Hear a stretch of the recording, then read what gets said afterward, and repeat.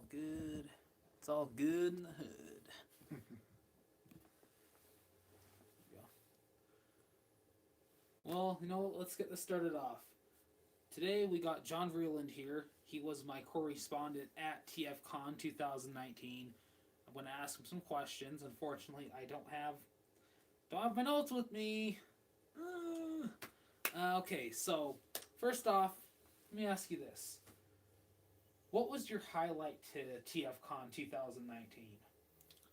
That would have to be when I met all the voice actors, the dealer room, uh, the fans, especially the fans, and the cosplay that some of them did. It was just, it was breathtaking. You'd have to be there to see it. And I did get the chance, thanks to you. He did so many live streams at TFCon. It's something that can't be replicated. So I just want to say thank you again. Thank you for doing the live streams. Thank you for showing us everything.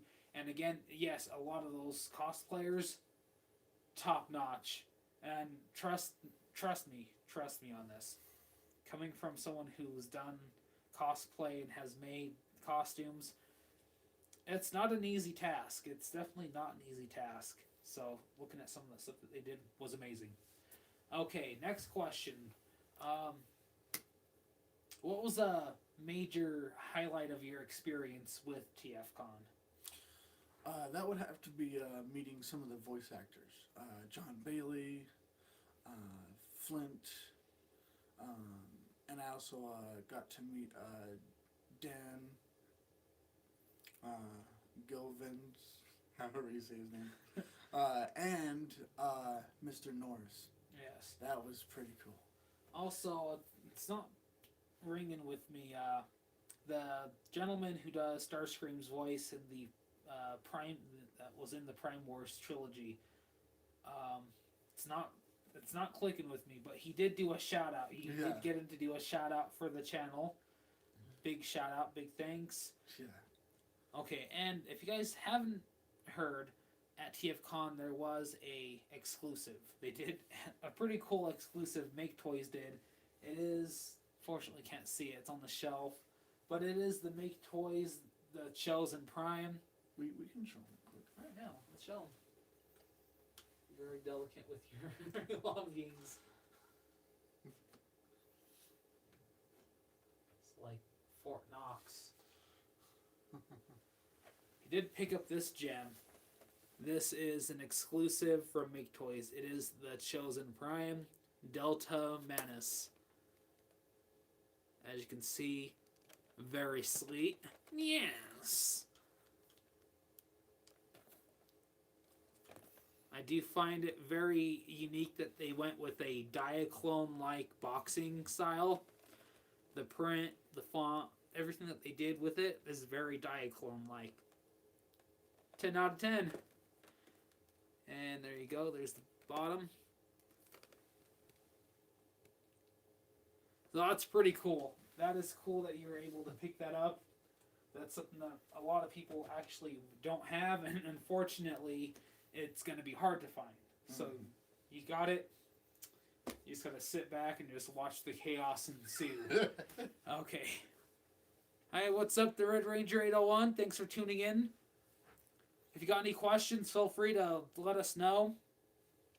It's all part of the experience. So another thing with TFCon, I saw that of course you met a lot of really good voice actors, a lot of the writers, especially Flint Dill. What was it like knowing that you met someone who felt remorse and regret for killing Optimus Prime off in 1986?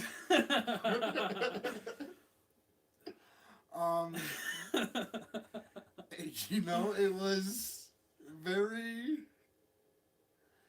It was very. It was very emotional. Everyone was emotional in that room when he got up and spoke. It was. It's like, I still remember hearing an interview. They were talking about, when they were writing that script out and that story, to them they were just discontinuing one toy line and bringing in and then bringing in this new one. They didn't think people had the connections with these characters, so right off, less than 5 minutes into the movie, you see pretty much all of your favorite Autobots being slaughtered, just like that. And then Optimus Prime, and then you see Megatron, and you're thinking to yourself, okay, well, pretty much everyone that was pretty iconic, they're all gone now.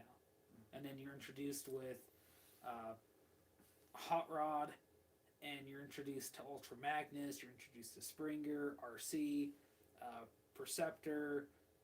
You did kind of see some of them in season 2, but he wasn't a very prominent character. Yes, he did do a lot of things, and then of course Blur. Mm-hmm. But I feel like that movie gave a lot of those characters a spotlight. It gave them footing. After that, Perceptor seemed to have a bit more interworkings with a lot of the other stories, even more so, especially Ultra Magnus. And I feel like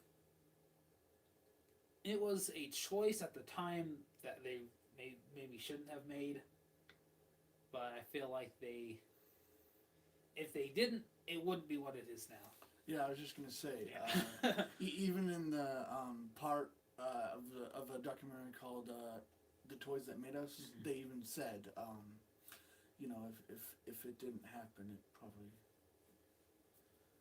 we probably wouldn't have what we have today. Yeah. Okay, another thing I'd like to ask you about TFCon. What was the experience like going to California, being able to go to the beach? And I know that your uncle does own pretty much beachfront property. And you got to go to the beach, you got to go see the city. What was that like for you? It was an amazing feeling. Just walking on the pier and overlooking the ocean and just seeing the nice blue skies, just all the stress of work and everything just gone. That's always nice. And I did notice when you purchased the Transformers Robots in Disguise Decepticon Scourge, John Bailey did sign it, and when he showed me what he signed on it, it was that boy inside me erupted with joy. He signed it, John Bailey, and then he wrote official Ner-Ner Beastman Transformers on that. Very cool. Zay. That's like, I have nothing to really compare to how nice that was of him. And I seem to notice that he was a very, very nice guy. Yeah. And like you told me, he was very kind to you when you were talking to him. Yeah. Tell me a little bit about the experience of you meeting John Bailey. And I did see that you did ask him about the Spine song on the panel. And they said, that's one of the questions. But yeah.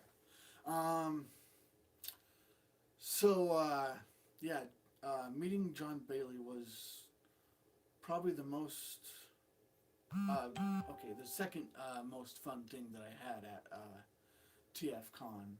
The first most awesome thing was the dealer room. Second, John Bailey. And third would have to be meeting Mr. Norris. Because he actually, that cosplayer that you guys saw with Knockout going through, she was actually meeting with Mr. Norris because, I say she because it was a girl inside. So when they two met, I should have gotten footage of it, but that's okay.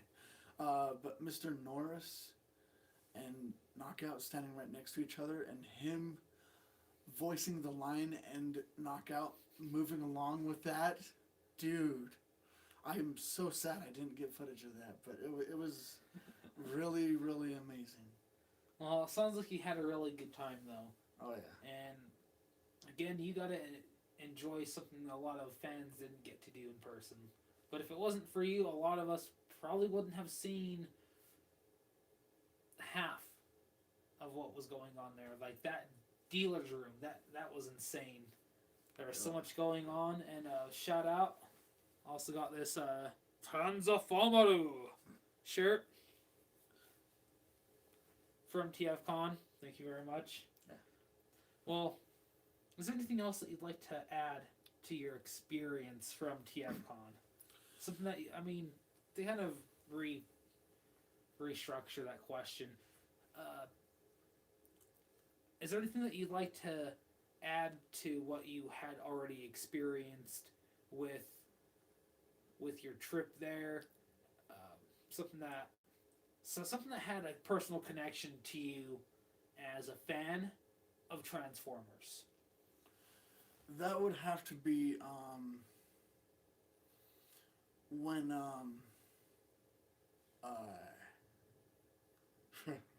wow. You know, totally like a question with the weight of the world, but I mean, just kind of give me like a watered down kind of answer. You don't have to go in like crazy depth with it. Yeah. That would have to be when we were driving down to the convention. The moment we got 5 minutes away from the convention, and Glenn, if you ever do watch this,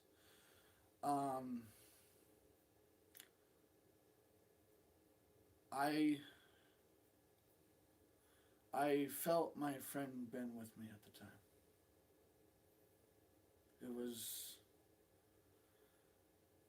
It was an emotional but awesome feeling that he was with me at TFCon, enjoying it. I know he was there with you. Yeah. I know that, man. Deep down. Well, let's see. With everything that you were able to pick up, also, you got to meet Optibotimus also. So that's pretty cool. I've been watching his videos for quite a while. Quite a long while. As most of you probably already know that have been pretty much on the followings of this channel. My original channel did get terminated. But I was subscribed to Optibotimus on my original channel too, so it's cool to watch his reviews. If you're ever gonna watch this Optibotimus, you rock, man. Thanks for all the entertainment that you've given us. Yeah. Okay, another thing I'd like to ask you about TFCon. When you were there, you met. I lost track. You met the gentleman who did Starscream's voice in the Prime Wars trilogy. You met John Bailey. What other voice actors? And then of course you got to see the voice of Knockout from Transformers Prime. What's some other voice actors that you got to see while you were there? I'm glad you asked. I also met with David. Sorry for pronouncing your name incorrectly. If you ever watch this, David Sobolov. Yes. I also met with him, and it's quite a funny story. I'll make it short though. So when I went up to his booth where he was, I asked him, so you're the voice of Blitzwing, the one who took out my hero's voice. And he's like, yeah. And I'm like, that's pretty cool. And I'm not mad at all, but that was pretty cool. Because it showed us how Bumblebee lost his voice. And thank you for that. And I asked him to do a line, but he's like, and here's an interesting fact. When he did the line, do you think you can hide? And when he also did the line, tell me where your friends are hiding. he said he actually saw stars, so he would never do that line again. Yeah. Let's see. There was a question for you. Who had the best cosplay? The Red Ranger 801 asked. So the best person who had the best cosplay would have to be Dropkick and Shatter.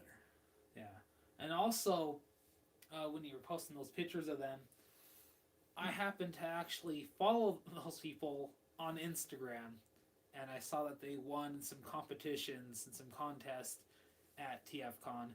So it's a small world. I didn't expect to see them on my Instagram, and there they were. I'm like, hey, you took that picture with them.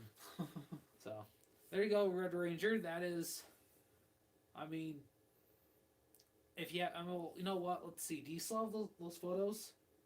Yeah. All right, and they should be posted up on the group, right? Still. Yeah. If you want to see those photos of the Dropkick and Shatter, they are still up on official Ner-Ner Del Beastman Transformers on Facebook. And for all of you who do have Facebook, who want to reach out to me and want to get more into the Ner-Ner experience, go ahead. Feel free to add. Go ahead, and me or my admin. I can't speak today. Hey, we will add you. I try to build the experience for everyone. I find it something fun, something for the fans to connect with. I mean, and on that, I mean, there's more than just Transformers, of course. You know, there's Power Rangers, there's Dragon Ball Z. I also posted the trailers for Endgame and also the trailer for the Batman versus the Teenage Mutant Ninja Turtles. You guys should check it out. The Utah Ranger, great live stream, guys. Thank you very much, sir. Thank you very much. I very appreciate it. Okay, on to some of the other things I'd like to ask you.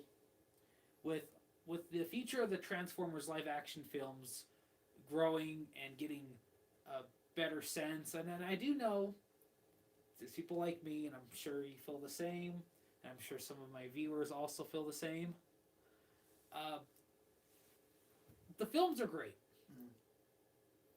And there are people who kind of don't really like them too much, but with how they pretty much have came out and pretty much made this Bumblebee movie a reboot, with everything having that grounded sense in G1, and they're able to branch out to all these other stories, because there's hundreds of stories for them to use in the Transformers films. There's characters, there's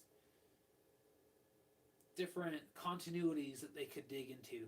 What is one that you would like to see them kind of dip their hand into and put it in a live action sense? And I mean, it could be from any continuity, any story, any universe within Transformers. What's one that you'd like to see them dip their hand into? I would like to see them dip their hand into Transformers Prime, because I think it'd be kind of cool to see a live action version of like Raph, Miko, and wow, can't think today. What's his name? Jack. Jack, yes. Wow. Jack, he's a Lego maniac. Yes. You know, and then speaking of that, I'd love to see is Agent Fowler. Yes. And, I mean, they could have Ernie Dude. Hudson just play him. I mean, he does his voice. They might as well just have him play. Yeah. But I was thinking live like action. Samuel Jackson. Just have him. Oh, gosh. That'd be funny. Oh, someone just said something. Oh, let's see. I'm trying to pull this up for you. Jackknife Finnegan. Hey, what's up, man? Okay, let's see. The Utah Ranger. How do you guys feel about The Last Night getting a sequel? And let's see. Jackknife Finnegan coming through, hitting the like button for you. Thank you very much. Hashtag Finnegang. If you guys want to check out the Utah Ranger and check out Jackknife Finnegan. They're both excellent, awesome people. I appreciate both of you guys. Okay, yes. With The Last Night, I mean, and they they are talking about it being possibly a sequel to The Last Night, and I'm all for that. I'm all for a sequel to The Last Night because they left it off on such a cliffhanger. On such a cliffhanger that even Sylvester Stallone would be stuck on it. If you guys didn't get that reference, check out Cliffhanger. No, was it called Cliffhanger or was it called Cliff Climber? Oh no, it was a movie with Sylvester Stallone. Yeah, they left on such a deep cliffhanger that, I mean, it'd be a shame for them to just be like, oh, nope, we're just going to just pretend that didn't happen. After seeing all these things happen in every single movie, and then the Autobots finally get to go home, and then they introduced Unicron, and they introduced so many aspects to the Transformers live-action film, it'd be almost disappointing to see them just end it all. What's your comments on that? Yeah, I totally agree. I think that they should continue with the continuation of it, because me personally, I would love to see what Unicron looks like live action. Yeah, that would be pretty sick. And even if and this goes back into with what you were talking about with Transformers Prime, with them taking aspects of it. I mean, for those spoiler alert, Transformers Prime, Unicron is inside the Earth. He is the Earth. He can make spawns of himself. They could do something like that. Yeah, they could do totally something like that. And then going back to TFCon. Was there anything that you heard about anything with any of the other feature movies? Anything with Bumblebee? Anything like that? No. And to be honest, I actually didn't stay in the Bumblebee movie Q&A, because when I asked John Bailey that question, they were actually doing the Bumblebee Q&A right really? then and there. Oh, really? Yeah. I wish I would have stayed in there, but I was having too much fun in the dealer room. Yeah, I wanted to get back. Yeah, there's nothing wrong with that. I was glad that you were able to ask him those questions. And the thing with the Spine song, if you guys haven't seen Aeronauts, they did a Transformers one. Of course, John Bailey was part of. There was a skit where Optimus Prime is singing the Spine song, ripping the spine out of his enemy. I actually requested to see if John Bailey could sing that song. He couldn't, just for the fact that he made it up right there on the spot. Turns out that they told him, just say something about spines. And so Mr. Bailey sang a song about ripping out spines and skipping them like rope merrily.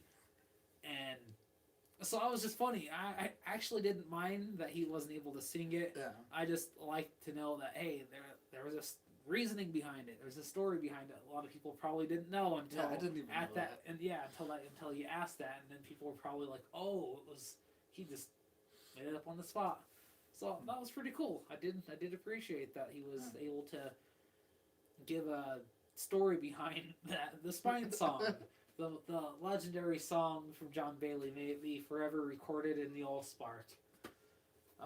Was there anything else that you picked up from TFCon?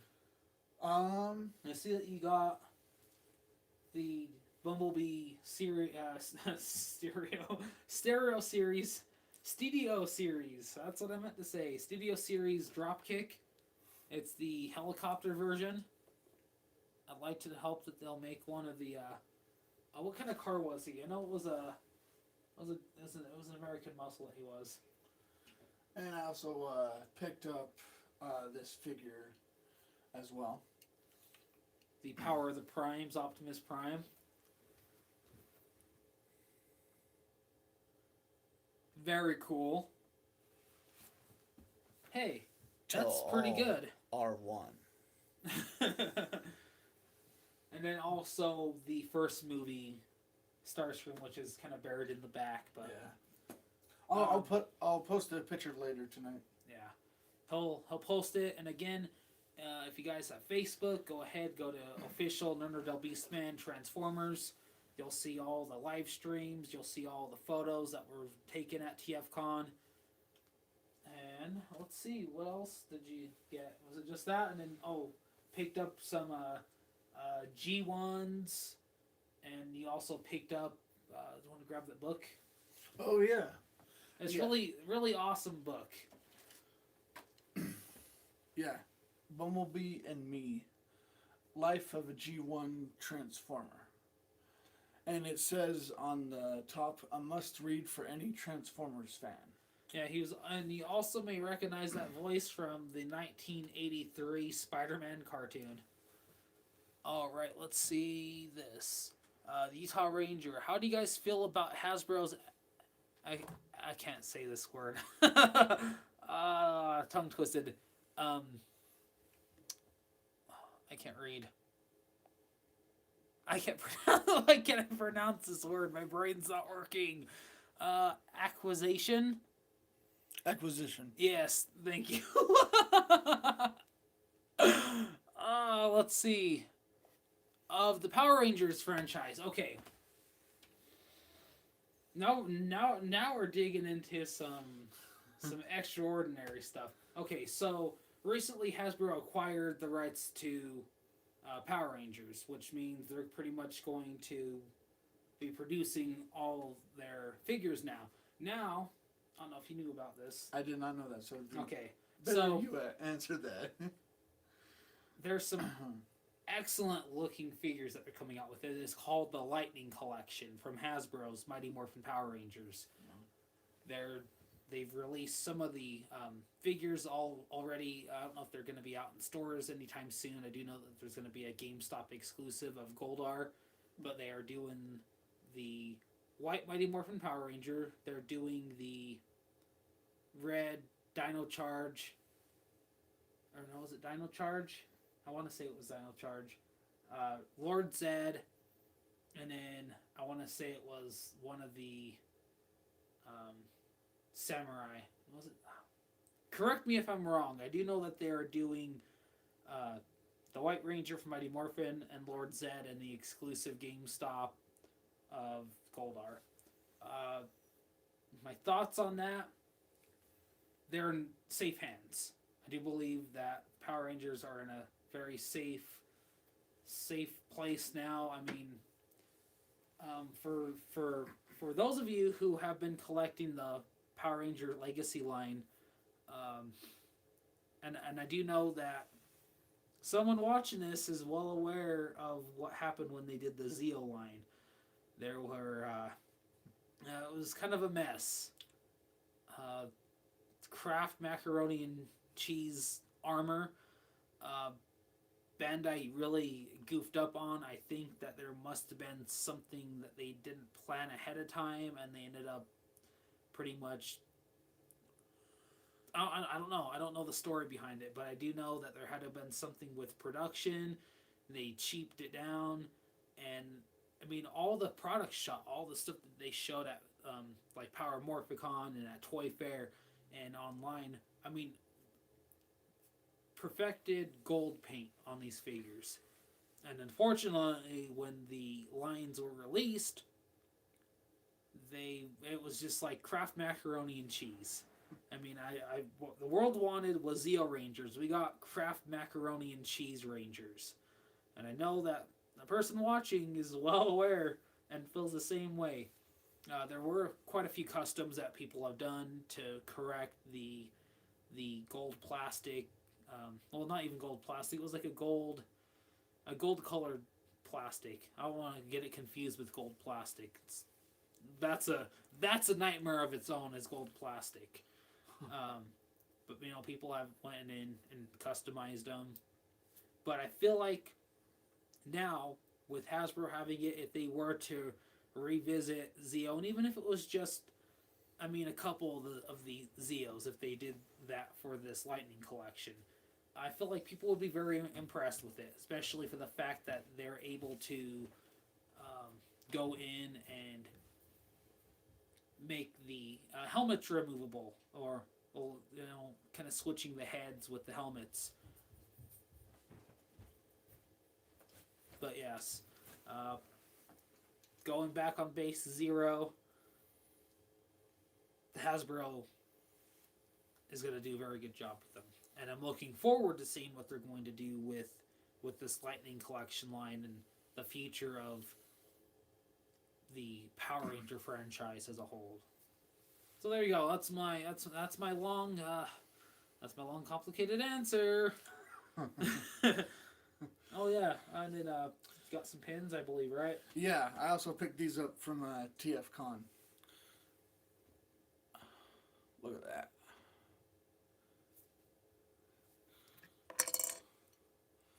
This one I love. That just looks so sick.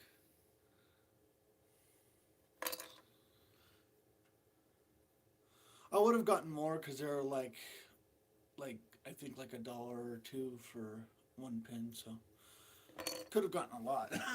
Those are sick though.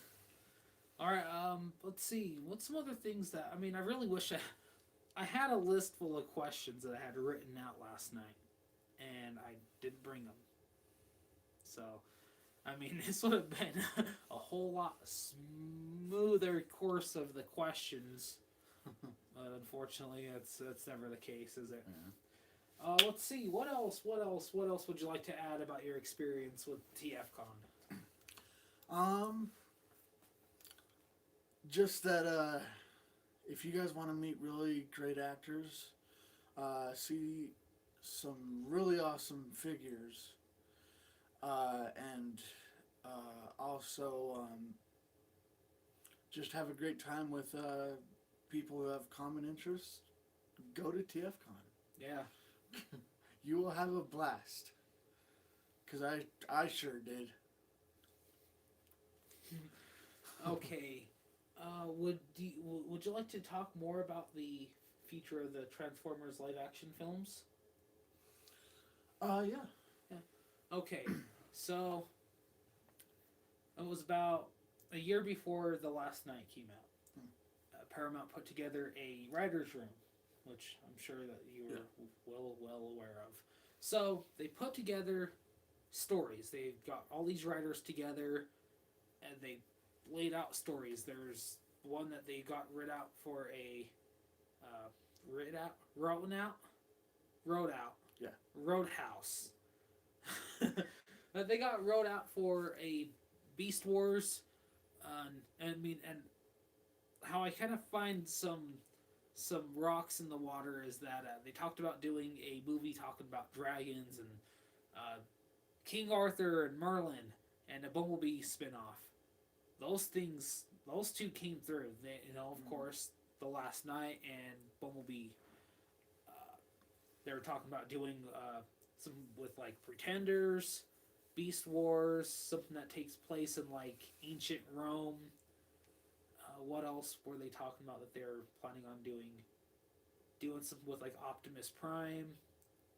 There's a couple other things that I believe that they were talking about doing at that time. Yeah. And I feel like if they were to do something like that, the other thing was it was a Cybertron prequel. So, it's all in Cybertron. It's all during the war for Cybertron. And which I find very, very interesting is that in Bumblebee, spoiler alert, they did show some of the war on Cybertron and introducing some of the characters and showing characters we haven't seen, and also different versions of characters that we've already seen. Like, of course, we saw Shockwave in a very G1-esque looking way, Soundwave, Ravage. We saw Starscream and some of the other Seekers. We didn't really see them in that way, and I feel kind of mixed, and not like, oh no, they're changing everything. They showed Shockwave, and then you look at how they did Shockwave and Bumblebee, and then you look at him in Dark of the Moon. You look at Soundwave in Dark of the Moon, you look at him in Bumblebee, you look at Ravage in Bumblebee, and you look at him in Revenge of the Fallen. You look at all these characters, you look at Starscream, how they showed him on Cybertron, and They showed him, how he looked in the first three films, and you look at how they just did the characters differently. I don't find that a bad thing. I kind of like that they kind of are showing you different versions. I mean, and they're rebooting it or whatever they are doing with it. If they had two split universes, I honestly wouldn't think that it would be a bad thing. Mm. Because when you look at the comic books, you look at the shows, you look at, all these different properties, they're all different universes. I personally wouldn't mind if they did, the the Michael Bay universe that he created separate from this other one. Yeah. Because it's kind of hard to kind of retrofit things, and then they want you to kind of forget things like Sam. Like, that's a character you can't forget. Right. I just... It'd be really hard to forget about that and be like, oh, they've been on Earth since the 80s. For that, I find that more of a grounded G1 universe. With especially how they all look too, right? Yeah, they're very and G1. To add to that, it's like trying to fit a round peg into a square hole. Yeah, I mean, it's not gonna happen. I mean, you could make it work. You have to really force it, and something might break. But I feel like if they just kept them separate, do the sequel to The Last Night, but then do that. I think what they're talking about doing is because. The producer Lorenzo, whatever his last name is. Bonaventura. Yeah, he was saying it's impossible to do an Optimus Prime movie. It's impossible. It's like doing impossible. Yeah, he compared it to it being impossible, like an Obi-Wan movie, which that wouldn't be impossible. In fact, they were talking about doing that before the Solo film. No pun intended. But yeah, I find it ridiculous that he said, well, they can't give Optimus Prime a solo movie. There's not enough story. There's not enough. You got years worth of stories. You could go into Optimus Prime, because if you guys haven't seen Bumblebee, spoiler alert, he gets left on Cybertron buying time for all the Autobots to leave. And then he shows up on Earth. Well, what happened between point A and point C? What happened in the middle? What, it's... Like, literally, what happened in the middle and all the Decepticons were, surrounded him. Did he... I'd like to know, did he run into Magnus? Did he run into Alita? Alpha Trion? And it could go into flashbacks to how the war started, and then, kind of going in and out. From what's happening right now to what's happening then, and he just keeps spacing out during the fights. I would love for them to do something like that, and then possibly there's a Decepticon heading to Earth, and so Optimus ended up hijacking his ship and then ended up going to Earth without noticing it or realizing it. But apparently. And this, I don't have a problem with this, but I think it's kind of it'd be funny to see. They're talking about doing like a, have you ever seen Lethal Weapon? Yeah. Like those films. They're talking about doing kind of like a buddy cop movie like that, but it's Optimus. Wow. He'd be more like Mel Gibson, and then Optimus Prime would be more like what's his name? Danny Glover. Yeah. Yeah. Being like those kind of characters. But I personally would rather have trying to think of I'm imagining scenes from Lethal Weapon. I don't know, would it work? Yeah, it would work, but at the same time, I'd rather have a movie centered around Optimus. Seeing how he became him, because of course, if they're gonna be doing a split universe, they could do a completely different story behind Optimus. If you have you read any of the prequels to the movies? About how Optimus Prime turned out he was an orphan. It turned out he was a Prime, and I don't think I read that one, but yeah. I do have one. Yeah, I just don't know where it is. But yeah, I mean they could do something completely different, like him doing the thing with him being Orion Pax, or it was in the most recent run of IDW where it explained that Orion Pax was a officer. He was a law officer in Iacon, and now they could do something like that, and then him becoming Optimus Prime, and then him meeting Megatron, and the whole thing. They could do something like that for a solo movie. They don't have to. I don't know. I don't know how that guy thinks it's impossible. Yeah. But what was that thing? The thing talking about like ancient Rome. What's your thoughts on that, John? Them doing a Transformers movie that takes place in ancient Rome. What's the things that could come from that? Wow, ancient Rome, jeez. I mean, you could, the whole thing with like the Roman gods. It could just be Cybertronians. Yeah, and it could be the Cybertronians doing. Wow, I don't remember what it's called, but when there's two knights, they're on horses and they run at each other. Like jousting. Jousting. Oh, that's more like medieval. Yeah, but they could do something like that. Oh yeah.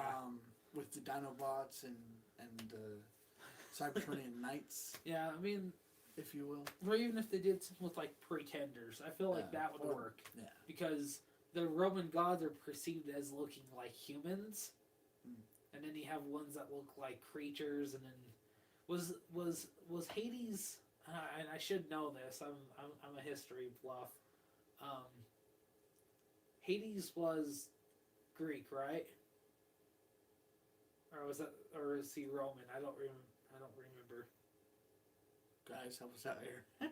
Hey, if anyone knows, Because I don't know either. What culture Hades came from? I want to say it was Greek. I have a feeling it's Greek. I'm trying to think of Wonder Woman, because that was the villain in Wonder Woman. Well, yeah, they could do something like he was a Decepticon, and then because throughout history, all these stories of like the gods waging war on each other could just be misrepresentation of the Cybertronian wars. So things like that they could do. I mean, there's so many things they could do. I wouldn't mind something like that. Or even if they took inspiration from some of the Japanese shows, like the Super God Masters, and the things that a lot of American fans aren't all too familiar with, because that would be completely new to a lot of people. Yeah. They're like, oh, that's a cool concept, and you find out, oh, it's been around for like 20 years. All right. Is there anything else that you'd like to add to the topic of the feature of the film franchise? No. Oh, all right. Okay. Is there anything else that you'd like to add before we end the interview? And again, I want to say thank you very much for going to TFCon. Thank you very much for spreading the word of Ner-Ner to the people. The good word of Ner-Ner.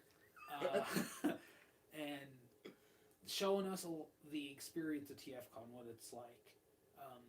The people, the love, the passion, the pride of Transformers that exist in such a confined place. Well, not so much confined. It's actually it's a pretty large convention center. Yeah. I'm at a loss. I'm at a very loss of words thinking about TFCon. I mean, I'd like to go next year. I'd like to make plans to go there next year to experience it in the flesh or in the metal. Yeah. In October 2019, TFCon is going to be in DC. If you guys live in the local area of DC, or you're not, but you still want to make that pilgrimage to DC for TFCon, go. I mean, is there anything you'd like to tell the people who might want to go to TFCon? Yeah. If you love Transformers, and like I've said before, if you guys want to meet great voice actors, if you guys want to have a fun time, go to all the panels they have. If you want to hang out with some really awesome cosplayers and people, and just overall have a really good time, I would highly recommend go to TFCon. And I've always wanted to go to TFCon since 2007. And here I am almost 10, 11, no, that'd be 12 years later. I get to go.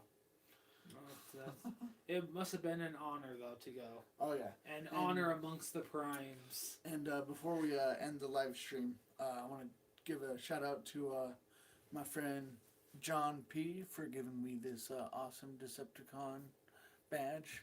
Thank you, John. John. Very nice. Alright, guys. To end this, if you guys have Instagram, go ahead, follow me on Instagram. It is at _robotic_beastman.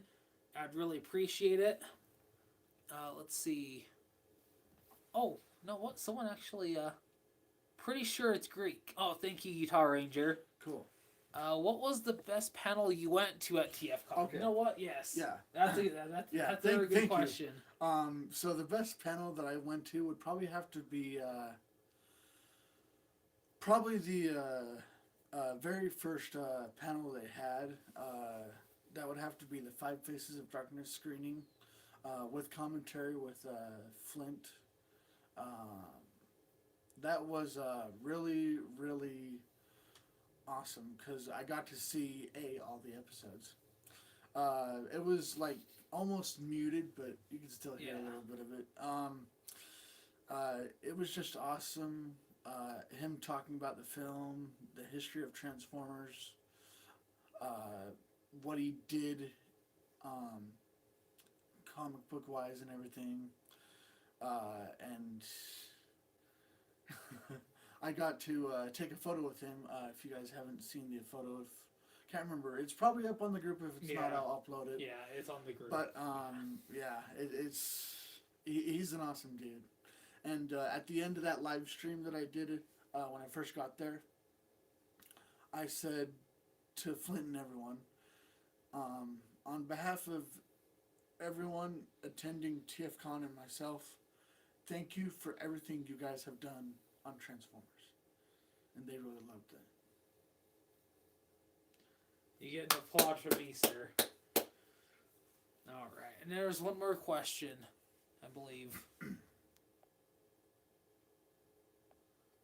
Utah Ranger, we should do a convoy to TFCon next year. I think so. Oh, I think so. Oh, yeah. And that'd be sick. the Utah Ranger says, thanks for covering the con and streaming so much to give us all the experience. Yes, thank you very much again, John, for being able to go there and be in my eyes and ears and my voice at TFCon, and on behalf of all of us, thank you very much. It was my honor. Thank you. Till all are one. Till all are one. Until that day, till all are one. All right. Well, I think we're going to call it good for the stream. I want to say thank you to everyone who stopped in, got involved, liked the video.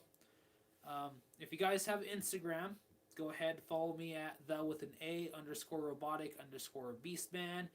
And also on Facebook, it is official Ner-Ner Beastman Transformers. If you guys also want to hear more, there's going to be a video I'm going to be doing later on today, maybe later on at some point. I'm going to be talking about the contestant winner. Dinobot won the poll. He was victorious against Galvatron and Carnivac, as the warrior he is. So, thank you guys for watching, and let's see, someone else says something. Until all are one, may the power protect you. I like that. I like that merge of Transformers and Power Ranger. Yes. All right. Yeah, just keep an eye out for future videos. I'm planning on doing some other big things on the channel. Possibly some more interviews with other fans. And we'll see how things keep rolling. I mean, the channel's doing good, and I want to thank all of my viewers. You guys are my rock and my and my stone. It's two same things. All right, you guys hold me down. I'll hold you guys down. You guys have a lovely day. Thanks for tuning in. This is Ner-Ner Del Beastman. I'm out.